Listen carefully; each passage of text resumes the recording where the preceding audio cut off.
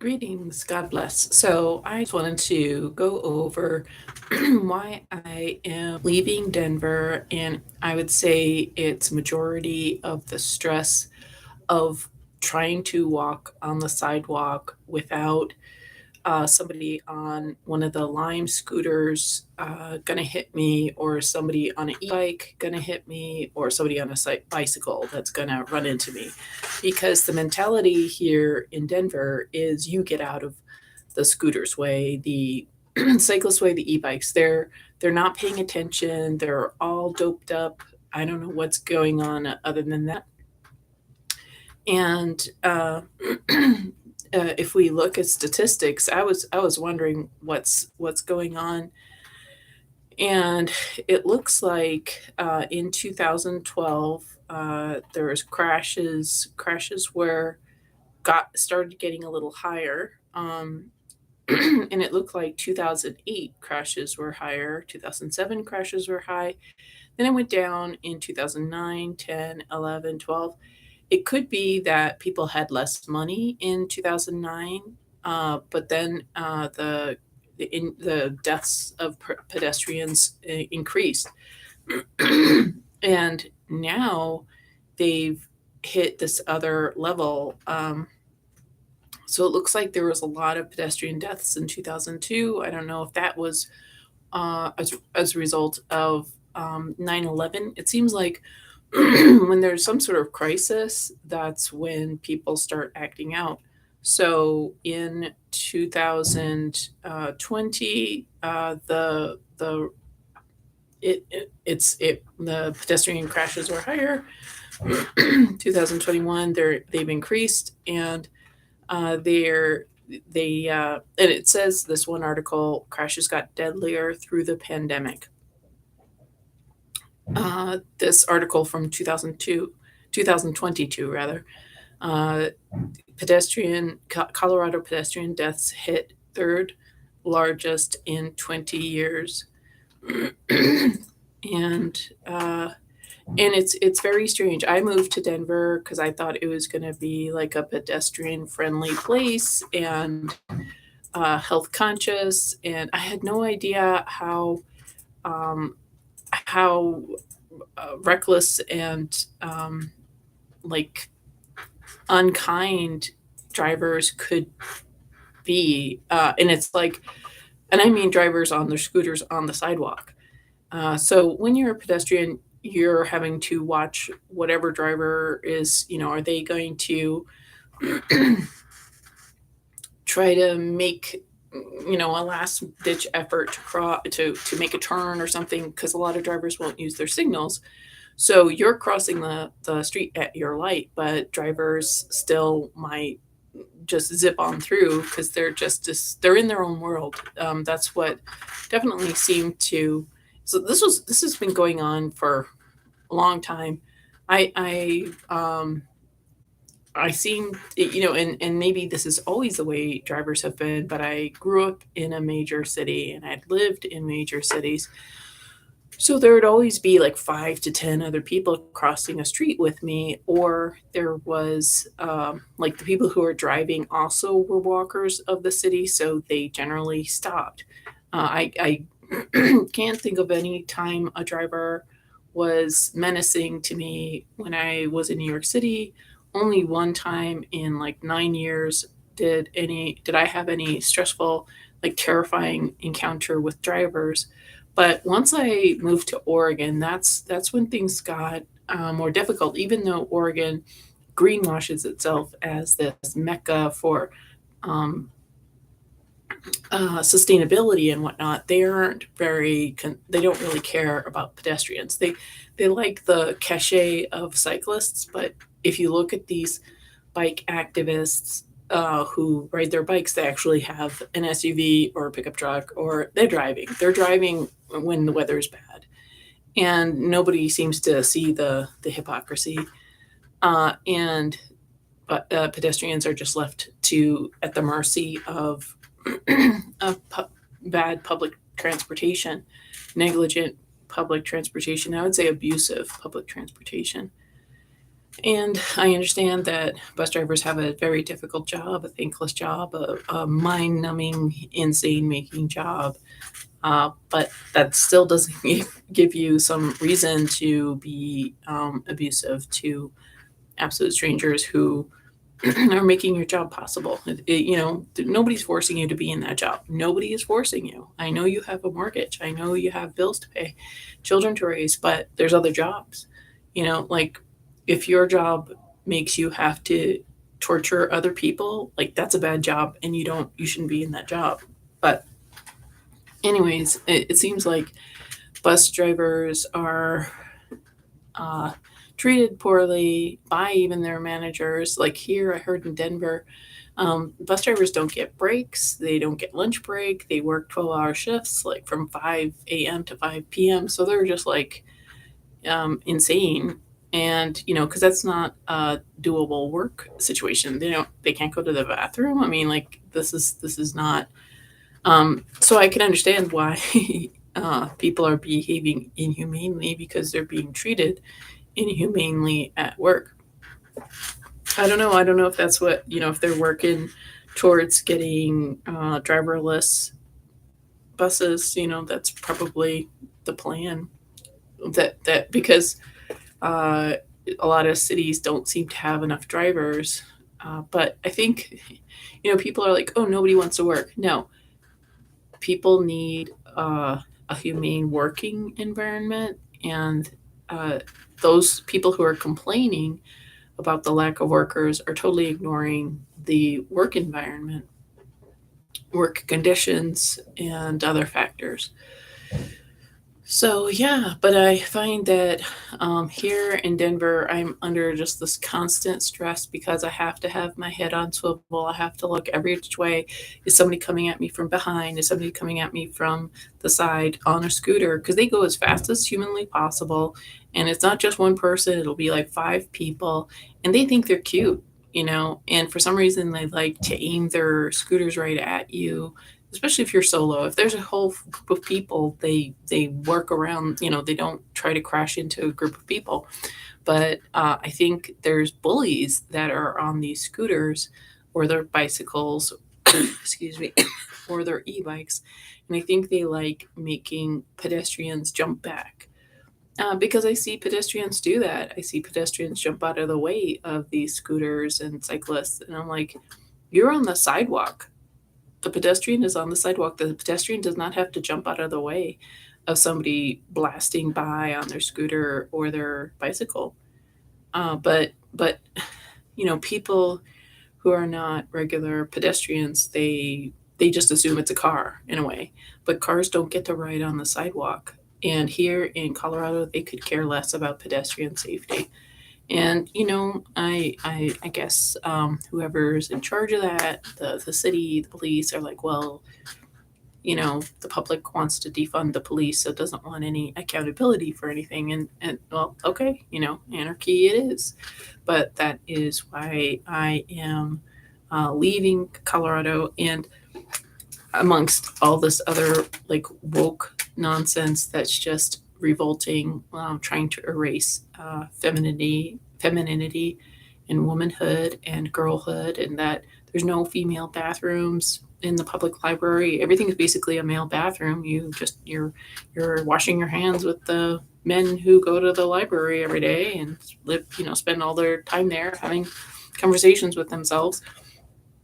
And just like Target is like this meat market for the LGBT community, and they like selling chest binding bathroom bathing suits for girls and testicle tucking bathing suits for boys. They're pushing boys become little girls, and little girls chop off your chest, your mammary glands, and they are very proud of it, and they're very they want to erase femininity and the family and gender roles, and uh, and there's this smug self satisfaction that anybody who has any question about this kind of thing is interfering with progress rather than, well, putting children on hormones and getting surgery when they're like 7 years old or 4 years old or 15 years old,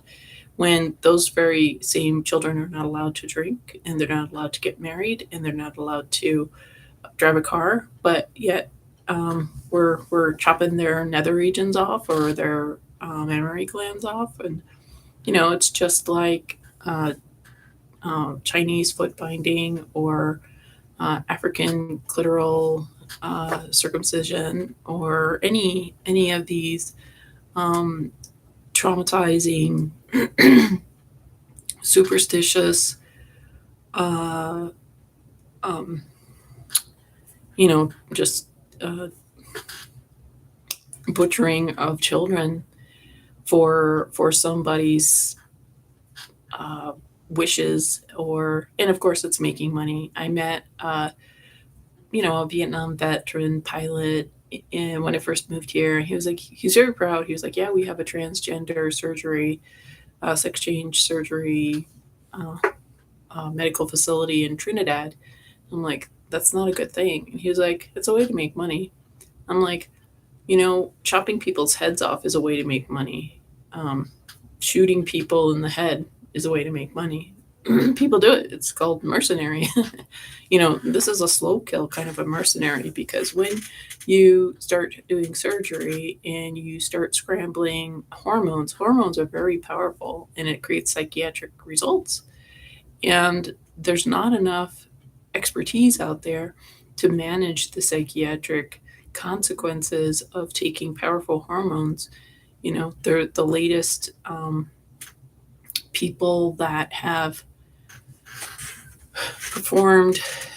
I'm trying to find the word that may not upset uh, Big Brother, but things that happen at schools where they're trying to take the Second Amendment away.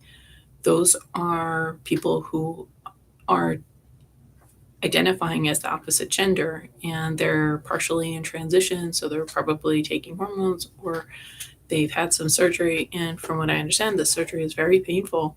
So when you're in constant pain, excruciating pain, like when you're trying to go to the bathroom and when you're trying to urinate, um, like that alters your brain when you're in excruciating, agonizing pain, and that may just unhinge somebody, combined with hormone treatment and a lack of support.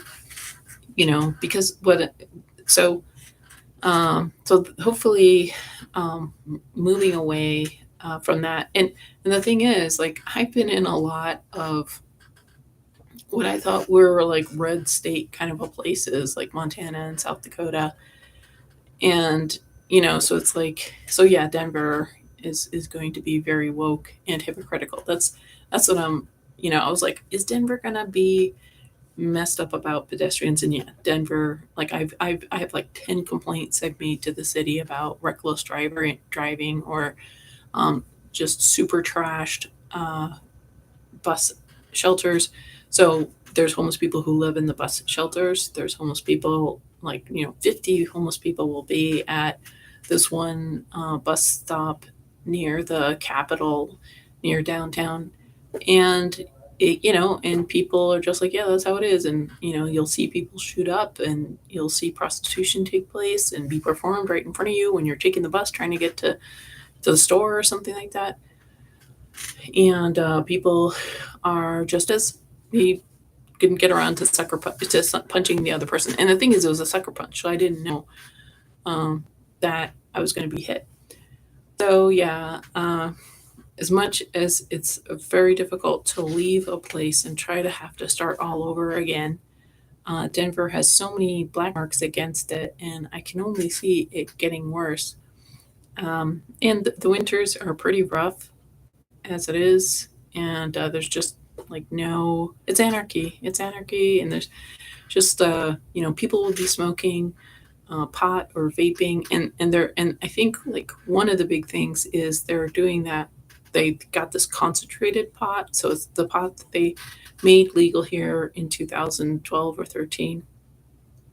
You think, oh, it's just the pot from the tree, from the little plants, but because people are smoking dope all the time, every day, for years and years and years, it has to be more powerful for it to be effective. And so people, not only is there other whatever stuff they're putting in it, like the fentanyl or whatever, but the pot itself, this new concentrate, makes people psychotic. And there's like warnings that this causes hallucinations and psychoses and stuff. So people are out of their minds. And it's not just like the crackheady type of people. It's like there's people who you're like, why are you like you're gonna be one of the crazy people? Like just out of the blue. So it's just too stressful. As somebody who is a pedestrian, I don't know how to drive. And the people I know who live here love it. And because you get to be insulated, you get to be in your little bubble when you're driving. You just walk from your house to the car, to the parking lot, and a couple blocks or a couple buildings over to the restaurant you're going to eat at. So, people are very sheltered here, and they also have this ability to be blind because just the homelessness, the mental illness here is the worst that I've seen. It's very, it seems like a horrific third world kind of a place, and it's still. I've been here, I don't know, 10 months, and it still pains me to see what I see. Just the negligence, the callousness of Denver, and Denver.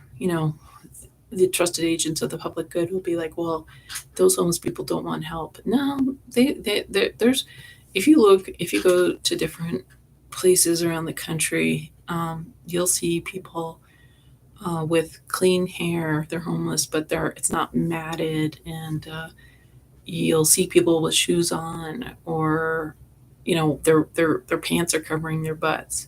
But here, it's like. Uh, yeah, it's just horrible. So yeah, um, so I know that there's probably there's like 10 pedestrians in the world that care, but this is what I would say because the map is not the territory, because on paper, looking on Google Maps, Denver looks okay. But I would say the scooter drivers just coming at you every which way, really fast and hard on the sidewalks. It just gives me so much anxiety. And then you're navigating these homeless people, and just like, what you see just is too much. It's just too sad. And some people might be like, well, do something about it. I can't. I'm not able to start a homeless shelter, and I don't have the health and the social skills to navigate taking care of mentally ill, addicted homeless people. um, and but I have been in other cities where, yeah, there's homelessness, chronic homelessness, drug addiction, and mental illness. But the people, even though that's what they are, and they've been that way for 10 years, they're much more functional in other places. I would say in New York. I haven't been back in San Francisco yet, but when I was there, I think it is much better quality of life. And even when I lived in Oregon, in Portland, from like 2004 to 2012, the homeless there, yeah, there were over all those different places. Yeah, there's people who are cracked out and acting out, but they have their clothes covering their nether regions. Their hair is it's not matted, and they have shoes on.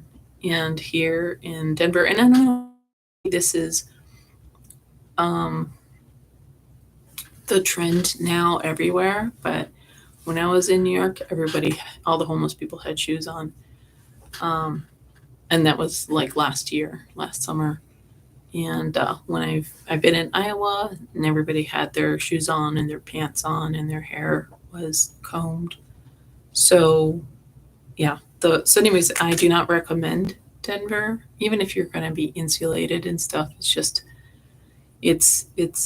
The rats are abandoning ship. If you look at downtown Denver, there's a lot of buildings that have like one window that is boarded up.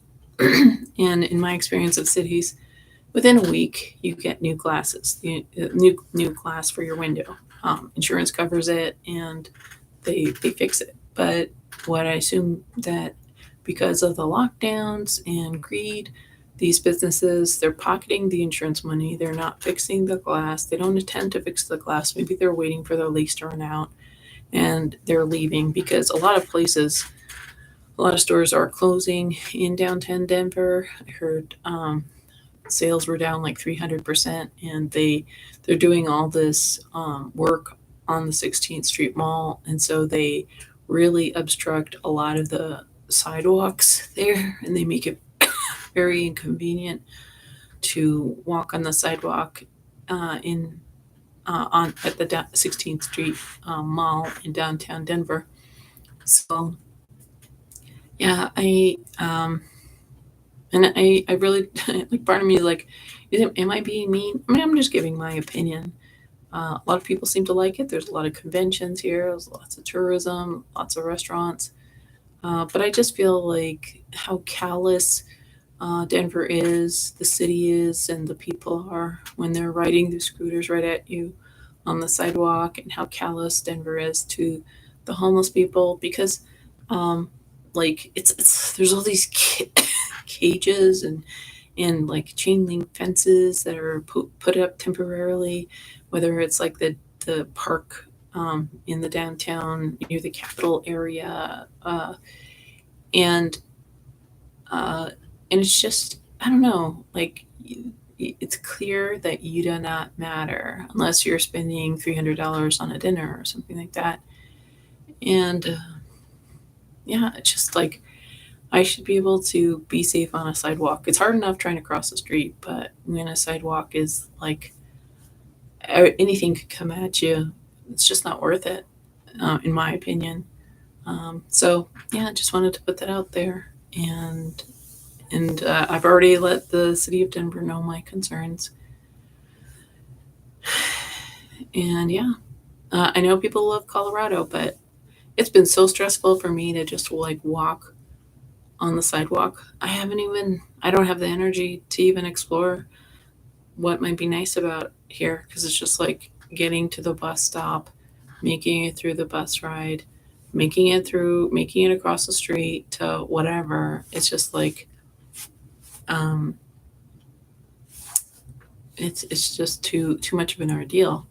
And I grew up in New York City. I was in New York last summer, and I was fine crossing the street, um, and I was fine being on the sidewalk, because those scooters, I'm sure they're there, but there's just so many more people, and um, I don't know, just the vibe in New York was better. I know everybody's like, New York has a bad rap, and it's been like the worst in the wokeness, locking down and so forth.